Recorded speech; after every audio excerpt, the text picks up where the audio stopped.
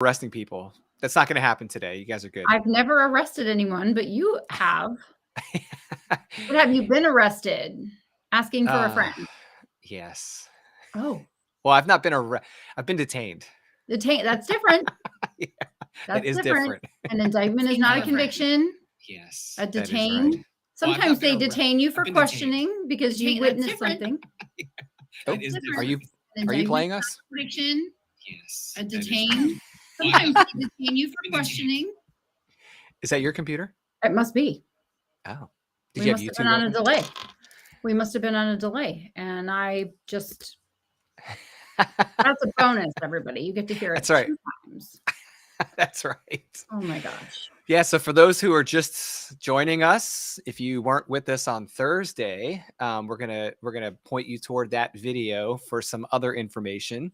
If you did join us on Thursday, hello, welcome. There's more information today that we didn't cover on Thursday. This is a different conversation around similar but the same topics. So I hope you guys enjoy some more. We hope you bring questions. And questions are great because it's your opportunity to ask us live any questions you have about what we're covering today. And it's going to be writing and publishing, some marketing and monetization of books, and why it's important to do it in the next year and why it's possible to do it in the next year for your business. Yeah. Is that right? Am I getting all that stuff right? I think you're right. Yeah. Who am I to say? I don't know. Well, you're the one who arrests people. I'm just over here. You've written all the books. That's why it's good that I abide by all laws except for one. Oh, can I ask which one or no? Should I not ask? Speed limit. Oh, okay. I will occasionally fracture a speed limit. But it's usually in the name of either a really good song. Oh, yeah. Or I'm in a hurry. I mean, that makes sense. Yeah. So while you guys are here, if you want to talk about when if you want to report on array for speeding violations, which by the way are just, small misdemeanor type things, then you can go ahead and drop your reports in the chat and you'll have a record forever to be found on YouTube. Yes. So if you guys have questions for us while we're talking, please drop your comments in the chat. We can see the chat.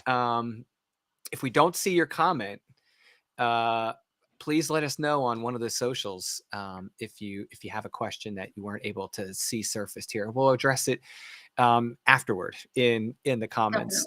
So if we don't get to your question during the live session, we'll get to it immediately afterward. And we appreciate you guys tuning in with us. So let's go ahead and get things started on Array. First of all, let me give some people some context in case they're not aware of your background. Okay. You've written over 60 books. Correct. You help other people create profitable books for their businesses. You create profitable books for your own business, and you've been doing this for a little while, and you've got books that teach other people how to do this. This is how I was introduced to you. Was through your written work on helping people publish, market, and monetize their books. So we're grateful that you were willing to meet with us on this Saturday and share your knowledge with us. And for people that are tuning in later, this is going to be really cool because Honoré is going to share some of her insight that can really help you if you're considering, and you should be considering, writing, publishing, marketing, and monetizing your book in the next year to lift your business, lift your brand, lift your name in whatever industry you're in. So Honoré, thank you so much for being here with your 60 plus books. Awesomeness. Thank you. And you've done it, and you've done it repeatedly, and you've done it for other people. So that's why I think it's really important to kind of differentiate this conversation and why you're a good expert on the topic, right? Well, also you had no books this time last year, and as of now, how many books did you publish this year? 3 published, one in the hopper. One that will be published January, so very soon, but it's done.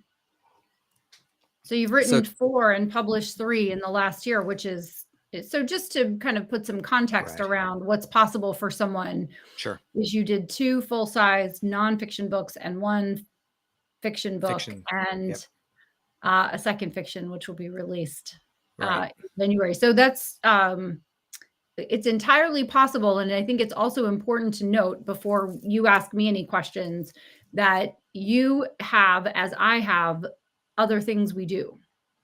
This was Yes. not a full-time endeavor. You have other businesses and commitments and interests, and you have 3 children and a wife and a dog and a yard to Yes. mow, and right. So it's you didn't just Mhm. retire from the Coast Guard, thank you for your service, and then decide to write books full time. Right? So Correct. just to for context, neither you Sure. nor I are full-time writers, although we make a full-time income. And we have a guest. We have Frappuccino.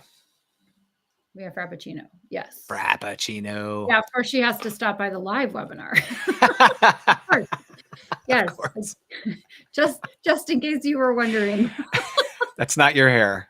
That's not my hair. No. It's a new look. It's a new look. That's a good look. It's kind of odd that you grew a tail from the beginning of this session till now. In what, 6 minutes? That's awesome. 6 minutes. Yes. So Frappuccino, I have a question for you. If we are interested in writing and publishing a book this year, and we talked in the last episode about why you should do it. Yeah. I want to start with, like, in today's session, I want to talk about what that looks like. What does that commitment look like? What does a year do for me between now and next Thanksgiving? What does it look like? Yeah. So a year is just a really nice time frame that allows you to take a nice amount of time to craft your book. So there are different phases of a book. And the first phase is just the crafting part. What's the book about? What is the idea for your book? Some people would call that a hook. So what's the big idea for your book? Thinking through, what is the job of the book? Where does it fit into your business? And what's it going to be doing for your brand, your business, your name recognition, face recognition, those sorts of things. And really just taking the time to think it through, deciding what goes in the book, engaging your team. And I'm going really high level, right? And then writing the book, publishing the book, launching the book, doing the pre-launch, doing the launch, starting to market your book, and then having an eye toward how can this book make me money, not just from book royalty income or book sales income, but also then how do I repurpose the content of my book into other income streams? And a year is a really nice amount of time, and it will go by really fast, as you know, Lucas. And I think you had a running start to your year, right? You did some of the writing before Thanksgiving of last year. Yeah, it was about a 7-8 month process. Yeah, but if you're at a cold start, as they say, when I was running, right? You start this 10-mile race, but you're at a cold start. You're not starting running across the start line. A year is a really nice amount of time that with a nice cadence and a plan, you can cross that finish line with time to spare, as long as there's no procrastination. Let me just throw in, like, right, avoiding the procrastination piece that I see some people fall prey to. Right. Yeah. Absolutely. Yeah. That's a big part of it. I mean, we were talking about being able to publish my book, and when I first asked you how long, you said, think about this in a 6-month to a year cycle. And trying to do it, that first book, any sooner than 6 months, you're going to feel that. And that's because, and I think it's important to make a distinction here, that you're publishing a professional book. Other people need time with your product. And that was the part that I hadn't experienced before. Like, I knew what it was going to take for me to write, sort of. And even if I got the writing done in 2 months, or a month or 2 weeks, it doesn't change the fact that other people need time to create the professional interior and exterior design, the cover work, the editing process, again, the proofreading, all of that. It's to be done properly and to be done right, it takes time. Yes. And so allowing for that time, and also allowing the book to rest. If you've ever sent out an email, and I probably sent one out today, that had a typo in it because you didn't take the time to come back to it. And then, of course, I sent the email and then read it again and went, oh, it's typo. Because if you don't have distance, if you don't have think time between when you write the book, when the editor reviews the book, when you go through the book, when the proofreader, right? So there's some time involved. That's just really important for the quality of your book to really be at its highest. And that is important so that someone does not dismiss you for not having a professionally published book, which we covered in the last session. But if someone is just tuning in, it's like, well, why? Because I just got a notification that there's a brand new book on Amazon that's like, write and publish your book in 7 days. And I was like, yeah, you can do that, but it's not going to be a book that 10 years from now is still generating business and money for you. It just, it's not a good idea. It's just not a great idea. It isn't. And honestly, we were talking about the number of books that I've produced in a 1-year period. It'll be 4 total books published in 1 period. And none of those books done properly would have been done in that time period. None of them, not even the shortest of them. How my editor couldn't even, it would just be enough time for 1 super accelerated round of edits to do that editing in 1 week. And I do use Pro Writing Aid. I use software that helps me clean my things up. It's amazing. And you still need that human eye. Yeah, you do. Yes. So and you can't substitute that. No, you can't substitute humans for a software program, although they do help. And also you don't want to rush your editor. Right. You want your editor to have time to read through the document and make corrections, and then have space, and then read through the document and have space and make corrections. Right. And so that's why, and it might be a good time to bring up that you were talking about the 6 months to a year. Mm-hmm. So there's the 6 month timeline and the year timeline, and each of those has benchmarks. When should the outline be done? When should the first draft be done? How long do you give an editor? And regardless of whether you are publishing in 6 months or a year, the compression time is not around the editorial, the proofreading, or the design work. Right. You don't compress that. What gets compressed is the amount of time the art has with the book, or the amount of time it takes you to write the book. Because some people need a full 6 months to just write their first draft. Right. And some people need 2 months or 2.5 months or 3 months. And so if you're able to write faster, if you're an experienced writer, you can borrow time from yourself, but you can't borrow time from your team. And you don't want to rush your team, because a team that is rushed, and they may accommodate you, a team that is rushed will make mistakes. Right. And so what's their line of defense? Well, you're the line of defense, but if you're rushing, you're not going to catch those mistakes either. And that really is unfortunate. Yeah. And if you're doing the math and you're like, well, Lucas, you told me you're telling me 6 months, but you're telling me you did 4 books in a year. Some of those were overlapping. While that team was working with that book and giving that book its appropriate time, I was working on another book. That's right. So if you're doing the math and you're trying to figure out how all this is really possible, if you're prioritizing the way in which you're doing the work, it doesn't, like you said, it doesn't change the amount of time those people need. Correct. That individual book still took the amount of time it took to publish it properly. Correct. But while the editor has the book for 3 weeks, right, you're working on another book. While the proofreader has it for 2 weeks, you're working on another book. While the graphic designer is doing the design work with the manuscript, I'm working on another book. So I generally have 3 books in play all the time. The book that I just published, the book that I'm working on, and the book I'm thinking about working on. And I have a production schedule, and the production schedules for each of those books run concurrently, but I'm not ever writing 2 books at the same time, right, or publishing 2 books at the same time, or reviewing 2 books at the same time, or reviewing edits or proof marks or any of those things. And that's really for someone who's experienced. So unless you are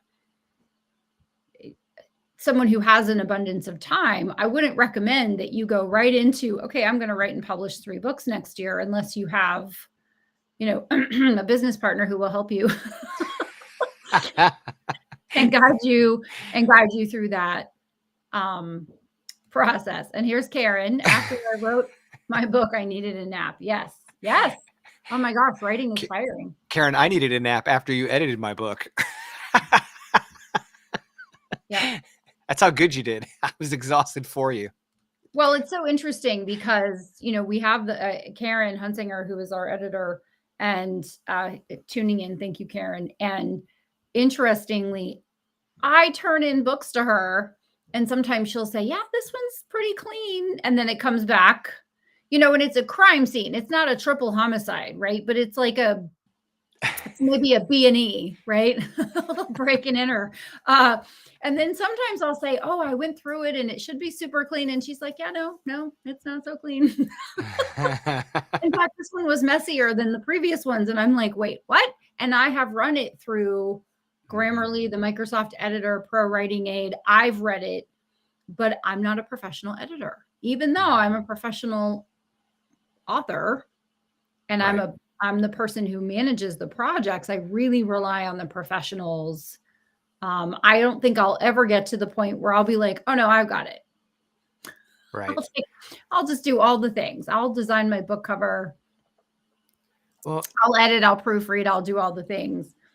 I kind of compare it to like building a house or maybe not something as big as a house, but doing a renovation or something like that. Like you may be able to figure out some of the work, but isn't it better when you hang a ceiling, for example, is not the same when you're doing sheetrock work as putting up a wall. Like a ceiling will let you know it's not straight. It'll show immediately if there's any problems in the ceiling when they hang it. So I've done work, and Pops, if you're watching this, he and I have done work together, and I've learned everything I've learned working in that world of work from him. And he's like, dude, don't even try it. Like, get someone in here to do it right, because you'll see it immediately. And it's just a skill. It's a trade. It's a skill set that has to be refined in order to get it done right. Oh, and by the way, it'll be done faster. It'll be done better than you can do it yourself. And isn't that really what you want? Because in the end, and we mentioned this Thursday, the book project is just this little sliver of time in the life of the project, or in the life of the book. And money. And although it may seem like a large amount of money initially, by the time you get the return on your investment, even after the first year, and then it's evergreen, it's all profit from there on, it's really worth all the time and the money you're going to put into it. Right. Yeah, absolutely. Okay. So if we're looking at this and we say, okay, let me get one book done in the next year. I understand that, based on our conversation Thursday, there's a lot of like technical skill involved. We need the right team, all of those things. You mentioned managing this like a project. And I love that you said that, because it really is kind of putting the pieces together. One of the reasons I came to you to learn this is because I wanted to learn a process. I needed to learn what does this self-publication process look like? And if, let's say I was to traditionally publish, it doesn't change the process. That publishing house is going to go through a same or similar process to produce my book. So I need to be aware of what that looks like so I can fit in it and serve it as an author. You teach this stuff, and this is where I came to your publishing PhD course. I really wanted to learn the right process for writing and publishing the book, and publishing PhD taught me that. And I was able to learn from you the nuance, the detail, the things I needed to really understand about the process of putting this project together and running it. So let's say you were going to do a lot of this work on your own and you weren't going to outsource the work. You still need to know the process. If you are going to outsource it, you still need to know the process. You need to know what to look for, what to hire people for, what to do. So a little bit of a pitch for why the insider knowledge really matters in this situation. I don't care if you're a go-it-aloner or if you're an outsource everything kind of person, or you're somewhere in the middle like I am. You still need to understand and know and build the process and manage the project. And that'll help you get it done with a much less stress in a year. Yeah, sure. Well, knowing who to hire, right? Not just the name of the person, but who is qualified to be hired is helpful. Also, having a name is helpful. Having a name is helpful. And knowing how you will know if they have done a good job. And you do provide those things in your course. I do. Yep, provide names. Do. Yeah. Yes. And also the timeline is really important, because I see a lot of aspiring authors write their first draft and then they will message me discover me some way and they'll message me and say, okay, my manuscript is done. Now I need to hire an editor. It's ready right now. And I'm like, that's great, but there's no editor worth their salt that's ready right now for your project. Right. Editors are generally booked up 2, 3, 4, 6 months in advance, and they have projects that they have scheduled, which is why putting together a schedule or a timeline for your project is really helpful from both the perspective of having a really good quality person working on your project. So editor, proofreader, graphic designer, if you're having 2 different people do the cover and the interior, which I do not recommend, then you want to hire those 2 people and get on their calendar, because there is no one that we work with or that we talk about that's good that's going to be available on a really short time frame, right. unless someone schedules them and has something happen unfortunate, right, where they have an open space on their calendar, but that's very rare and you can't really count on that. So you'll want to put a timeline so that you know who you need to hire, and then you need to get on their calendar. So you will book them for that time. Why this is helpful, and this, happened with my most recent manuscript, is I got an email from my editor on September 11th, and it said, hey, are we good for October the 1st for the manuscript? And I was like, oh yes, we sure are. Mm-hmm. And I was like, define okay, because no, the manuscript was not ready. I normally will have my first draft of a book done several weeks in advance of turning in the manuscript, because I need time to hang out with it, to give it space, and to go back and edit it myself. And I had to make a decision. Was I willing to give up my spot and wait several months for her to have time for it? Or did I want to kind of hold myself accountable and put the fingers on the keys? And it was really hard. Right. It was really hard for me because of all the other things that you and I both do that we mentioned before. There were other things that I do, and I had to really say no to some things that I wanted to do in order to say that yes to the thing I really wanted to do. So the accountability factor of hiring an editor, signing a contract, paying that 50% deposit based on your estimated word count is really great, because then you go, well, I'm going to lose part of my deposit unless the editor is really cool and lets you move it, because sometimes someone will say, and I will say this, if you find an opening, I'll have another book I can slide in there. So if the editor can replace your project, then they might not penalize you for moving your project. Again, you don't want to risk any of those things. You want to put together a nice timeline, and then you want to look and go, okay, it's going to take me 6 months to write my book. So if I start January 1st, that means June the 30th, my manuscript should be done, my final full first draft. And I think that's important to talk about maybe a little bit, is like, what do you send to the editor? Do you send them a few chapters at a time, or do you send them the full manuscript? My advice is always just to send the whole document over to the editor and say, I'm sending it to you on July the 1st.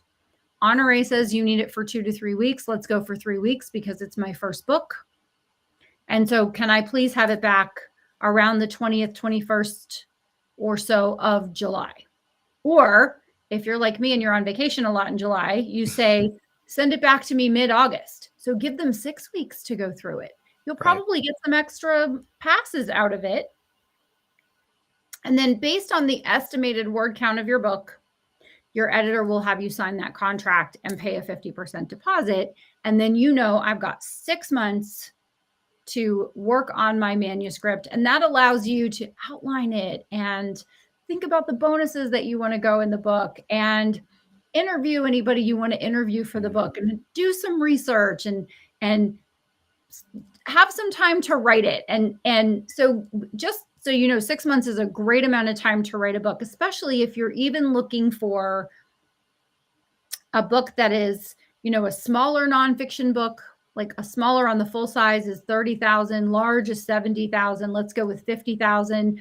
You can write 500 words a day for 100 days, and boom, right? 100 days is just over 3 months of that 6 months. So if you think, oh my gosh, 6 months, the walls are closing in, I'm having a panic attack. Really, did I do the math right? Is 500 times 100?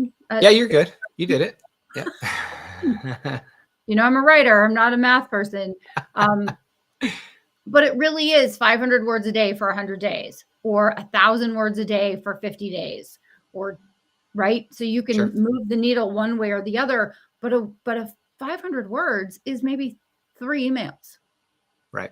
You can crank out 500 words, especially if you take the time to really build out your outline, and there are questions in the course that guide you through the crafting part of your book. So putting together your big idea, your title, your subtitle, your outline, the questions that people ask you. So once you are writing the book, once you're in the writing phase of the book, as the subject matter expert, as someone who's writing about something that they know, there isn't a lot that you need to do other than just sit down and write the book. Right. Yeah. I mean, and that's what I think, you know, your course really taught me, well, not only the process, but like, hey, while you're writing and giving yourself the time to write, you know, this is the time to kind of start building your team. You don't have to worry about giving them things yet, but like you said, get on their schedule, do all the things. And when that needs to happen by. So I needed to have like deadlines for have my editor identified and get on their calendar by this date. Meanwhile, still cranking away. So templates, checklists, guides, process timing, all this stuff is in your course. I thought that was just extremely helpful for me. I'm also very happy that what you taught in the course reflected the reality I had in the book process, because well, I mean, like one of the things I always worry about is like, okay, this might be true for someone else, but is it going to be true for my situation? Yeah. Right. Is what Honore is teaching here, is this going to work for me? I mean, we're in very different worlds, but we're not. Right. So like, what is this going to look like for me? And I like the approach you take, because it doesn't put undue pressure on the author. It's the better way to kind of view taking on the responsibility of putting the book out. And if you're watching this and you're thinking, well, man, it seems like a long time. It's really not. There's some other details about when you launch the book that really matter. How you do your launch, all this stuff is included in the courses as well. You want time to market it. You need to put together marketing materials. All this stuff takes a lot of time. And it's one of those situations where you don't know what you don't know until you're taught it, and then you experience it. So to me, it's like learning in 3 phases. Like 1, I needed to see what you were teaching and why you were teaching it. And you explain all of that. You explain why you do things the way you do them. The second part was I wanted to have that process in front of me. And then the third part was I wanted to have that guide as I moved.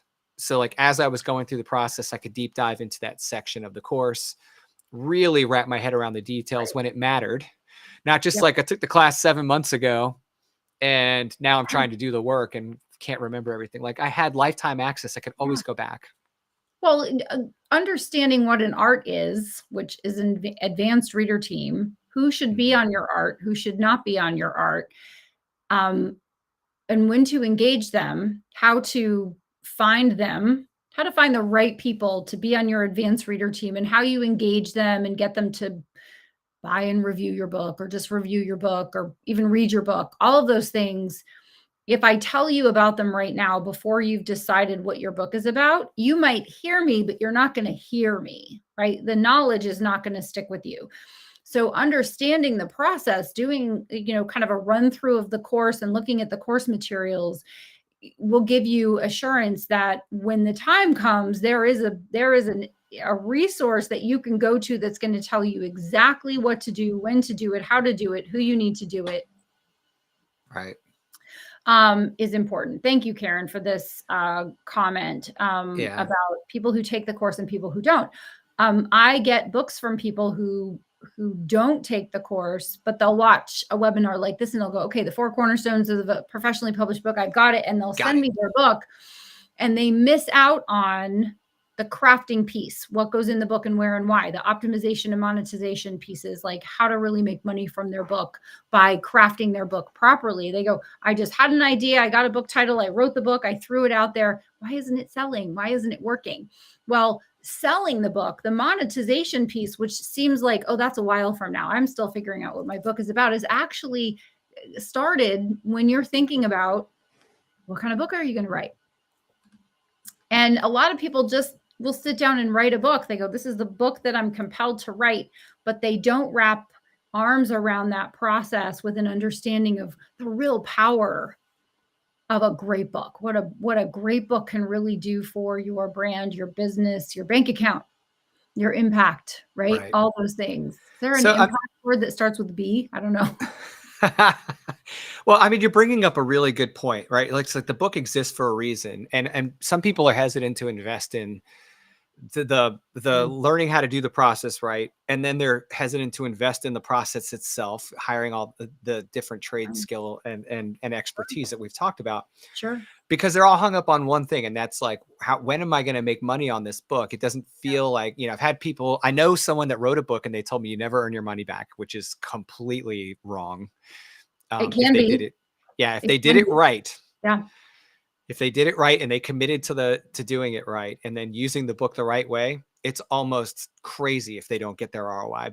But to your, kind of get back to the point here, like, if you do all the things you're talking about, and I focus on not just writing a book and getting it out there, but I also learn how to monetize it and market it properly, the ROI comes so much faster, like so much faster. In fact, when I learned your process, and then I learned your marketing approach, and then I learned your approach to monetizing, my concerns about ROI for my books literally just went away, because I realized, like, oh, okay, I have all these tools in my toolbox. I know what to do. Now I just need to go execute. It's really on me now to commit the time and energy toward getting this done so that I can get that ROI sooner. I'm not waiting 15 years for my book to pay itself off. It's not going to be immediate. Nothing's ever immediate like this, but nothing. It can be, though. I was just thinking, what would be the maximization or the multiplication of the ROI, and it would be the MOI, the maximization of investment. And there are some people, I think I have delivered the proof of a book to one of my custom book clients that we are done. His publication date is the end of January as we record this. And when the proofs are finished, he will be able to order advanced copies that he will be able to use in advance of publication. Before he publishes it, he's going to turn that book into money. You can start to charge more for your services before you become an author, when you are the author of the upcoming book, Monetize Your Book with a Course. Right. So it's not that it doesn't happen fast. It's that it can happen faster if you do certain things, and it can happen even faster if your book is a certain type of book, right? If it's positioning you in some kind of way, right? So I want to kind of set the expectation that, yes, you can make a return on your investment. You can actually maximize or multiply your investment. You can, it's an MOI, multiplication of investment, can happen when you know what to do and where and when and why and how to do it. I think and this person hired you to help them do that. Yeah. So it's a custom Better Business book. So it's the small business book that we produce in 6 months. Right. And you put your whole team to work on their book. Yes. Right. And this is like a huge, talk about a force multiplier, because it basically hands over the concerns, the risk, the reins of all of the book production process to a team that is just got this fine-tuned and down to, a well-oiled machine. Yes. But also producing very unique products for that person. Correct. It's not like a high volume, just pump out everyone else's book at a same look, same feel kind of thing. No, this is a 6 month, it's a 6 month project, but 4 months in, we have the first proofs, and next week we will have the second final proof of the book, and should be able to, with maybe 1 or 2 corrections that I'll find when I get that second proof, be able to order advanced copies. So the author will have advanced copies a full 6 weeks in advance of publication, and will be able to send those books out to the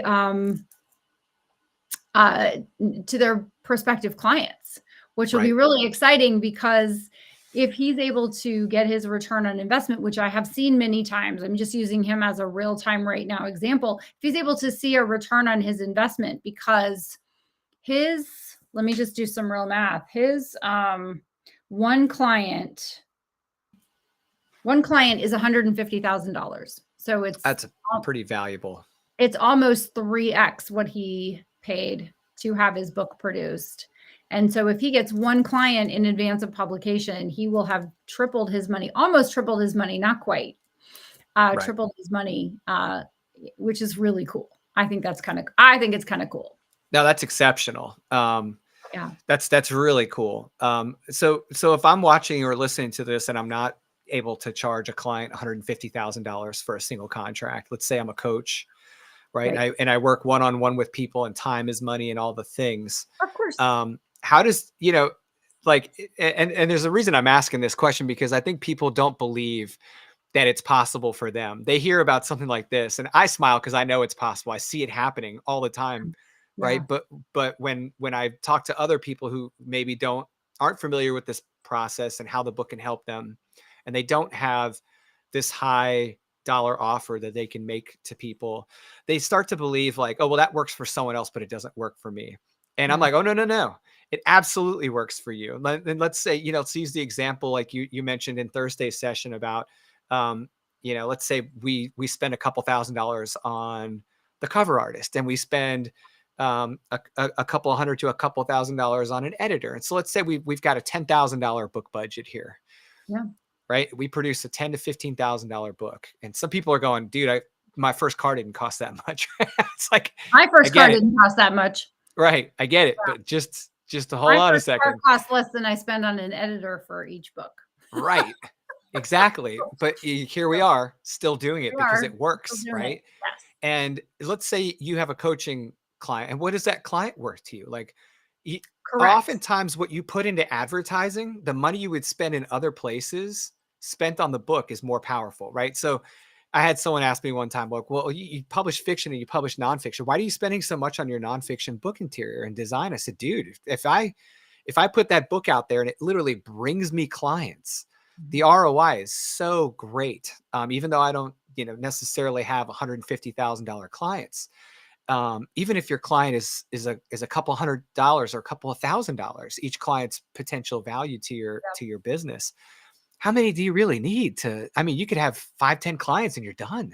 Well, let's go back to my first example, because I think that's helpful. I can do a real-time right now example. Sure. But I can also do my first example. So when I published my very first book, it was a small book, and I sold 11,000 copies of that book in the 3 weeks while I was waiting for the books to be delivered. That is wild. Which was just because I took the advice of my mentor, Mark Victor Hansen, who was my mentor because we had one conversation. So don't get confused, right? He was much more a mentor in my head than he was in actuality, but he gave me a lot of really good advice.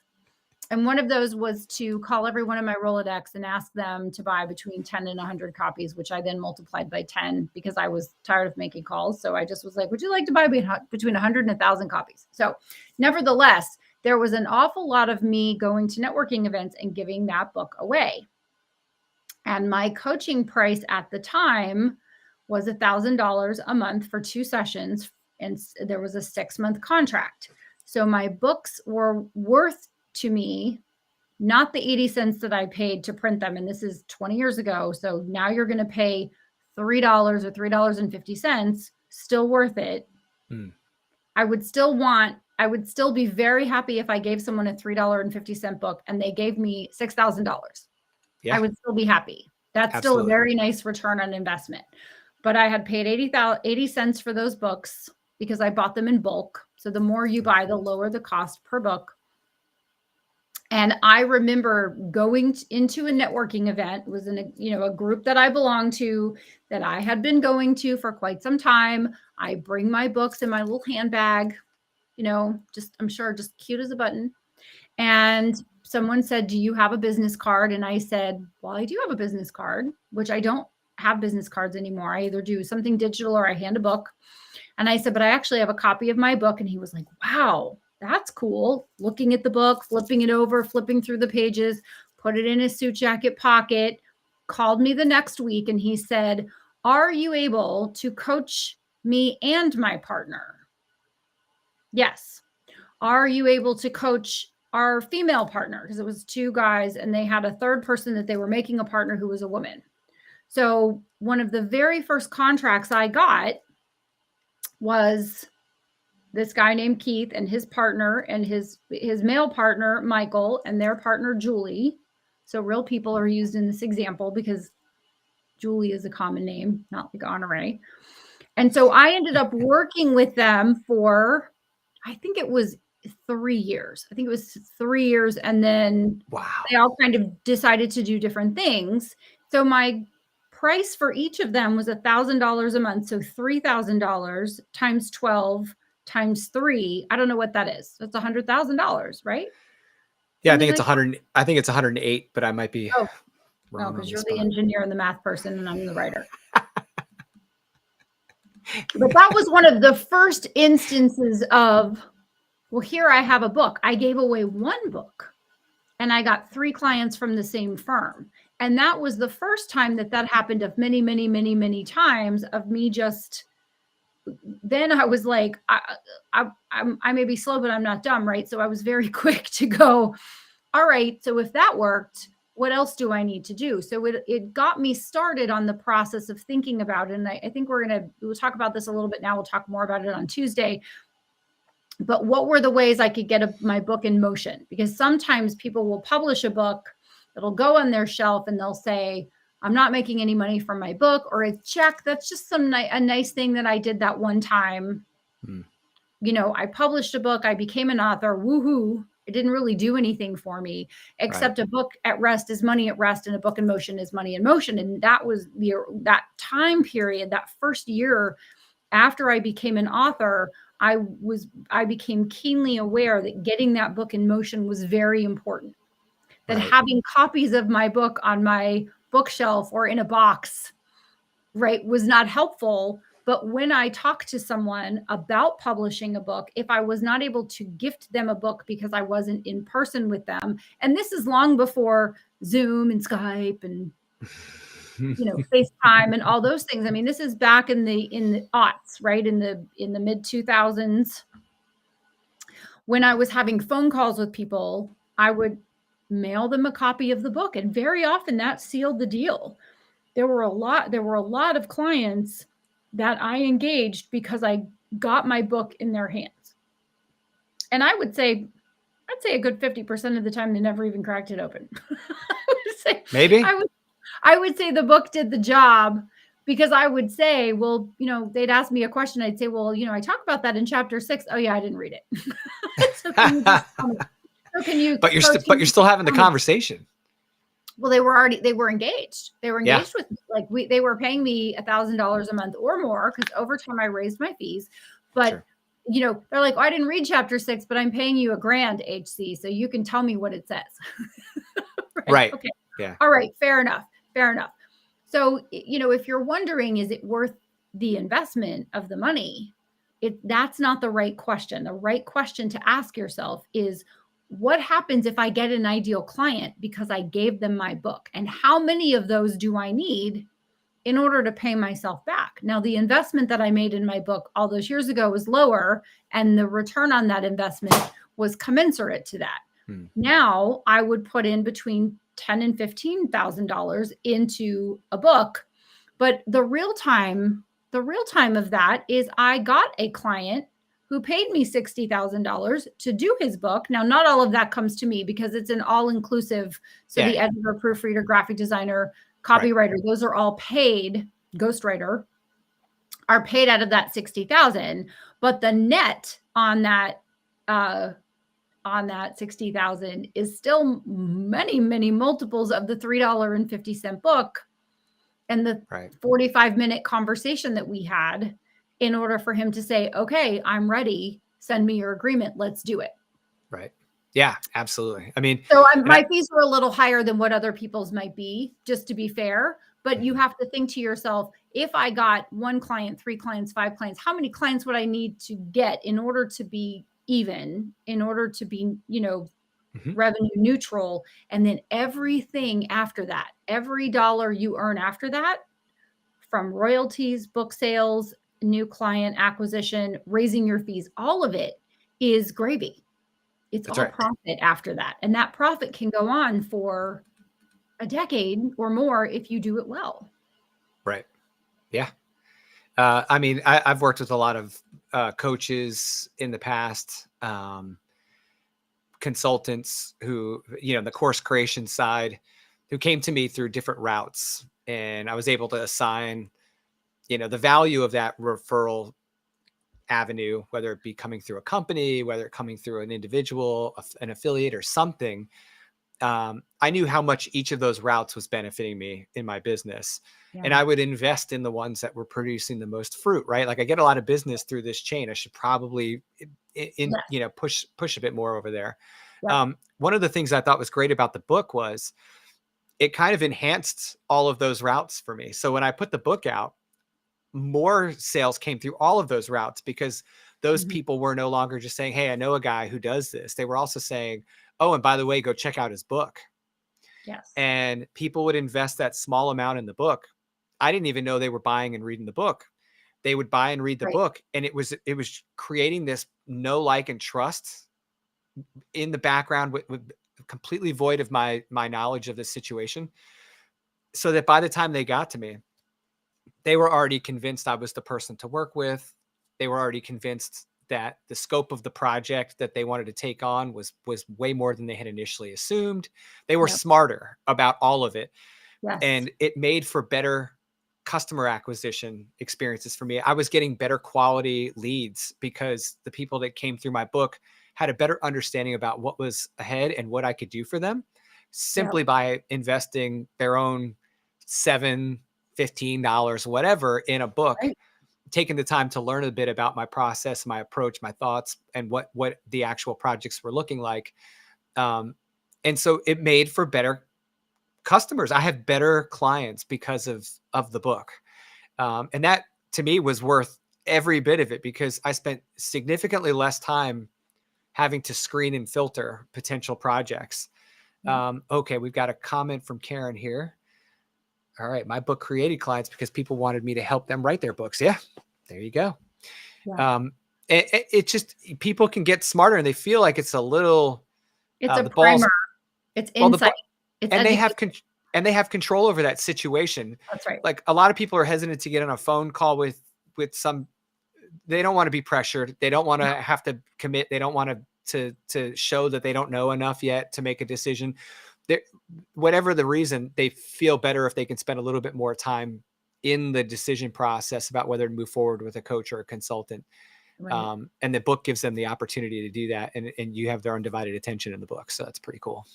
Yes. Well, and also it's creating a relationship and an understanding without you ever knowing, you the author, and you never know who is reading. I mean, you and I are having this conversation, Lucas, and all the Yeah, thousands before it because you picked up my book that's right. and then you bought my course, and the rest is history, as they say. And Karen was introduced to me through someone who had read, I think You Must Write a Book. And then she read You Must Write a Book. Is that right, Karen? Is that, that's what I want to say, is that you read You Must Write a Book and then reached out and said, I want to join your mastermind. Mm-hmm. Or what, I don't know what it is, but let's do it. So it's completely possible that someone else could have that Yes. experience, Yes. because they have the book out there. And Yes. why did it's funny because probable. by the time I met you, I felt like I already knew enough to commit to making decisions faster about what I could do with you. As Yes. far as like being in a course or being in your mastermind. Yeah. Also, not necessarily like a big sales pitch thing here, but like it's really important to know that my engineering background makes me a real critical thinker, and it makes me really critical about decisions I make, even though I make them quickly. So Yes. I might make a business decision pretty rapidly, but that doesn't mean I haven't unpacked all the risks in that decision rapidly as well. I make a pretty quick decision. By the time I met Honore, I already knew where I was willing to work in creating a book and what amount I was going to invest from my business, which was not writing and publishing books. I own training companies. So I just needed to know how to write a book that was related to my training companies, and how do I get there faster and how do I get there better? And I looked at the market. I'd already looked at all of my options that were readily available to me and well known at the time. And none of them gave me the personal insight and the detailed insight beforehand that your course did because of your book. Like when I read the book, I was like, okay, I'm convinced that this is a route I trust. So my ability to invest in a course with you was amplified like immediately because I'd already convinced myself that this was a worthwhile endeavor. Whereas when I was just visiting other people's websites, I didn't have a book in my hand to help convince me beforehand. I was like really like everyone else at their website going, you know, if I spend this 5, 10, whatever $1,000 to go into this person's program, am I really going to get what I think I'm going to get? Like, I understand what your website says, but I can only do so much reading on a website. With your course, I was like, wow, this price is very attractive. Like, what's the difference? But I didn't have to be convinced of the quality because I'd already read the book. So the book just did an amazing job selling the course, which by the way is a nice pitch for the course. I mean, it's unbelievable. Yes, but the point is the course will give the person taking the course. I think this is what you're getting at, is the course will take the person through the process of understanding how to create exactly the same thing for their business. You will be able to create exactly the same type of powerful, profitable asset for your business that you will not be embarrassed by, that you will not rush to do, that will do heavy lifting for you and will take less time than it would take you if you were trying to figure it out, or you were, you know, and cost you less than if you were learning from other people who haven't written more than 60 books and published more than 60 books and sold more than 4.5 million books, if I may say, right? Like I have some interesting credentials in this particular arena, which allow me to give insight that other people don't have. They just haven't done it as many times as I have, or made as many mistakes as I've made, which is what I help you to avoid, is making those mistakes. And so getting the end result that you want, which is that return on investment or maximization of investment faster. Right.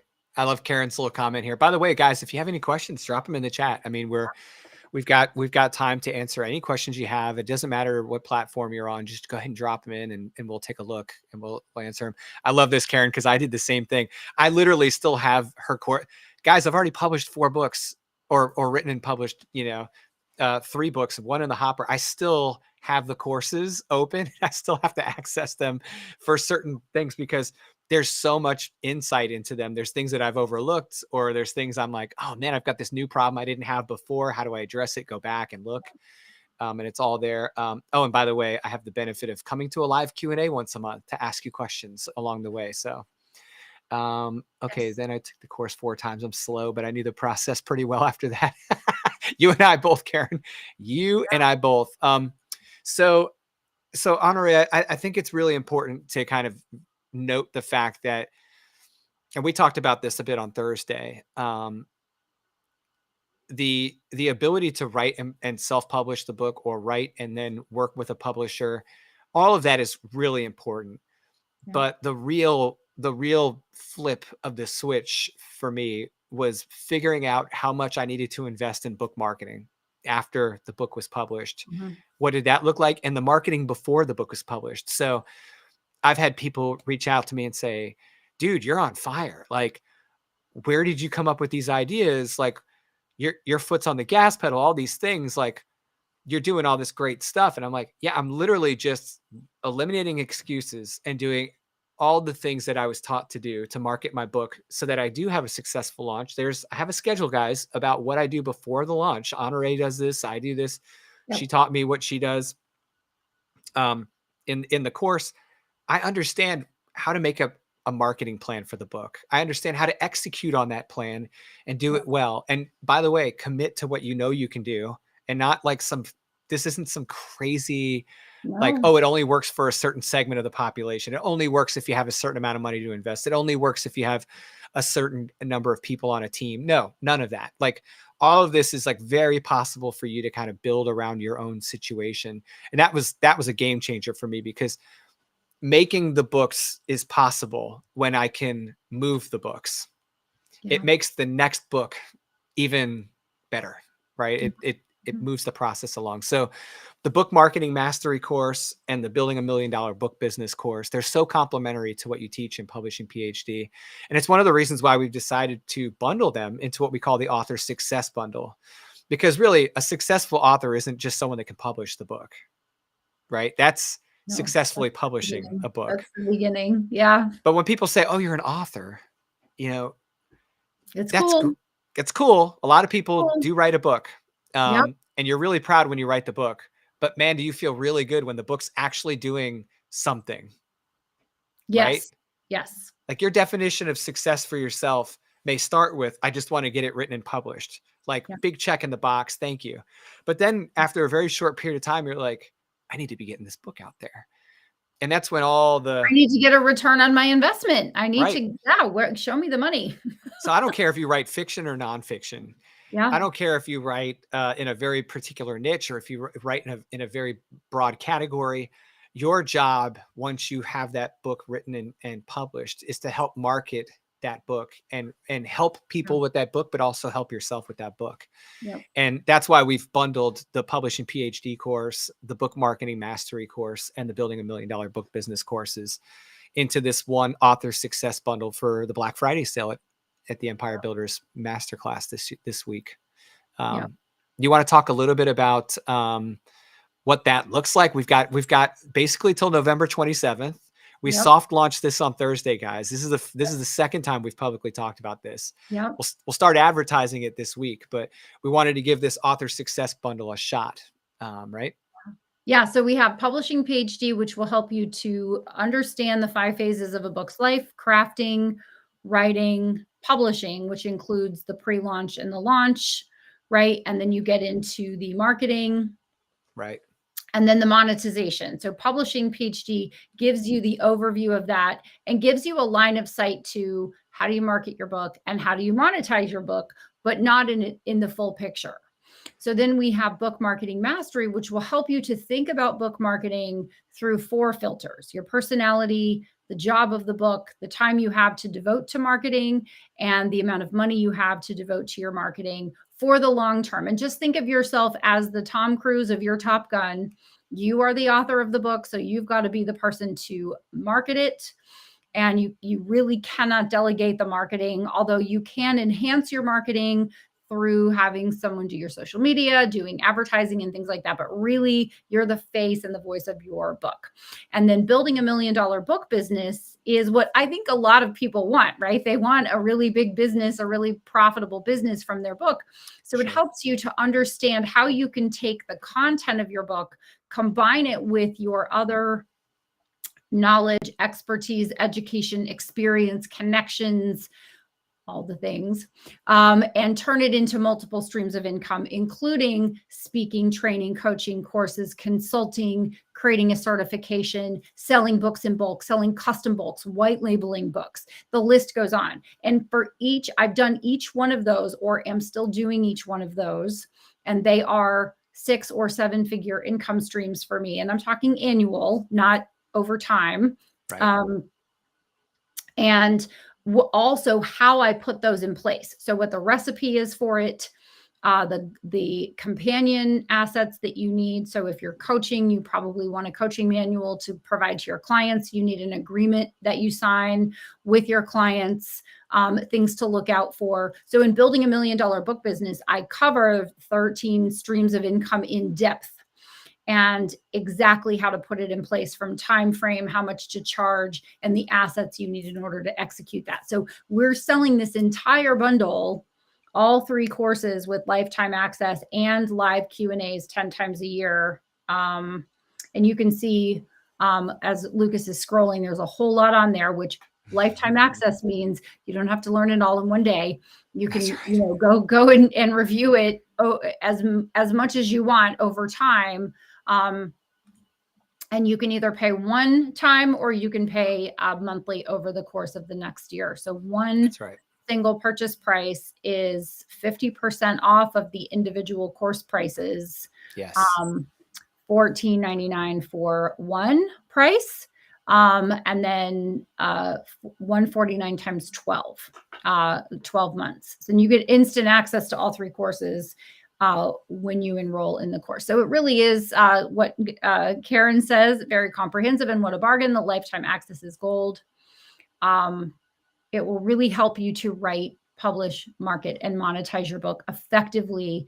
And as I said, I'm a player coach. I'm still doing it. I just published my 61st book, and I have books 62 and 63 and 64 coming out this month and in February, respectively. And I have plans to write and publish more books in the future. So as I'm going through and learning even new things after all this time, the courses are updated and added to, as well as the assets that are included. Right. Yeah. I was just so grateful when we sat down to talk. We said, how can we serve people best with the Black Friday sale? Because that's always our objective, for sure. Our objective is to help other people. Yep. And like, what's the best way to reach them? What's the best way to help them? We were really kind of bummed by what we were seeing in some of the areas of industry about like how accessible certain programs are or are not. Maybe some of the ways. Yeah, some of the ways that people are not necessarily being served the way we think is right. And it was like a no-brainer for us to say, let's give them the full package, and let's do it at a deal that's just you can't match it. No. Anywhere else. It's 50% of what we normally price this at. We only run the sale this 1 week of the year. That's it. We don't run sales throughout the year where we're constantly dropping this. $1,500, 50% off of what we would originally pay. So essentially for the price of 1.5 courses, you get 3 courses and you get them for life. And it's a no-brainer for me. I've invested my own money in these 3 courses, guys. Before I became a business partner of Honoree's, I came to her through her books and then her courses. I bought these 3 courses. I've taken these 3 courses, and I've never had to buy another course again related to these products because they were so comprehensive. And having monthly live Q&A access with Honoree and the rest of the people that call in has just been phenomenal. I built a little community. I was able to get to know people that were doing the same thing, enjoying their journey. And we're sharing lessons learned in the live Q&As about like, hey, you just did this. How did it go for you? Very current. Like it proves that the experience isn't just like behind this computer screen in a course platform. It's more than that. So Honoree, I am personally grateful that you offered the opportunity to share these 3 courses in a way that's going to help so many people this next year. And I just encourage everyone to seriously consider this option. One of the other things I'm going to say, maybe you wouldn't hear this from other people doing this same thing, guys, is like, I feel like one of the pride points I can put on the Empire Builders Masterclass is that we have integrity, and that if you enroll in this course, you are not going to be badgered for services. We're not going to strong arm you into any collateral contracts. Like what you see is what you get. You'll have lifetime access to those 3 courses and a great community of people around you. And that's what you want. So yeah. And then you'll show up for the Q&As and you'll get your questions answered that are not answered in the course, specific real-time situational. With context, I answer those questions. So we have everything from, I'm still working on my subtitle. What should my subtitle be? All the way up to, I want to launch a coaching program and I'm not a coach. So do I need a certification, and how do I put something in place, and what does that look like? So those sessions are recorded and put in the course platform.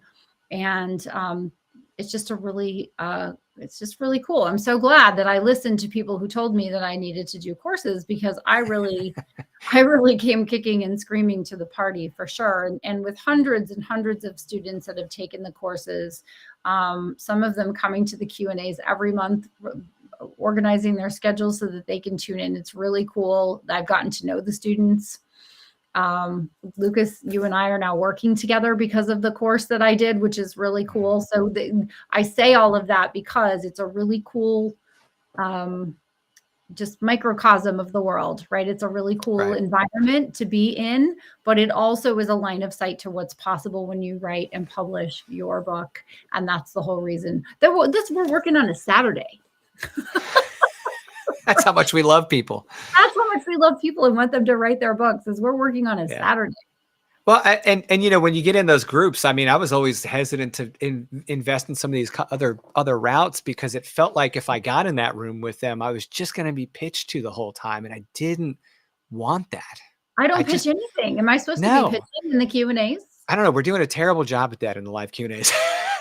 No, I'm kidding. I mean, if I'm supposed to pitch people to buy other stuff in the Q&As, I don't ever do that. I mean, the most I would ever do is just have an offline conversation with someone about something if I felt that it was helpful. But I mean, that's, you know, that would be maybe about the mastermind, but yeah, no, the Q&As are just a place for you to show up, answer your Q's and get your A's. That's it. That's it. That's it.